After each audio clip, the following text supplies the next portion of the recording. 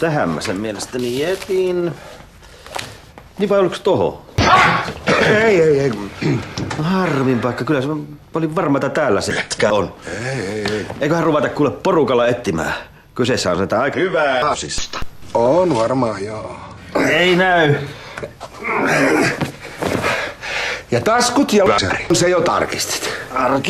Tarkistin. Jospa se putos Sallan. No luuletko, etten ole sieltä etsinyt? Sallakin hermostui, kun mä siellä peräpystyssä köykkäsin koko päivä. Kyllä se aamulla tänne jäi. Mulla ei ole omia kamoja. Tänään Saunavuorokin alkaa kohta. Hei! Mitäs jos mä haen karstat Takahuoneesta. ja sä kollaat vielä kerran tän koko kämpän läpi? No eikä, että se muutakaan voi.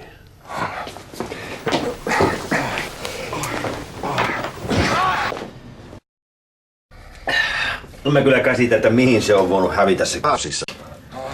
No jospa se vielä jostain esiin putkahtaa. No mistä muka kaikki paikat on tutkittu moneen kertaan. Mä oon ihan varma, että tällä hetkellä joku minun jätkä. Se on kyllä aika epätodennäköistä. Kyllä mä oon semmonen toulo. Seppo, nythän sä voit ostaa lisää settejä. Ossilta!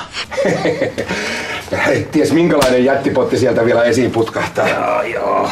Mitä ihmettä? Voi vittu.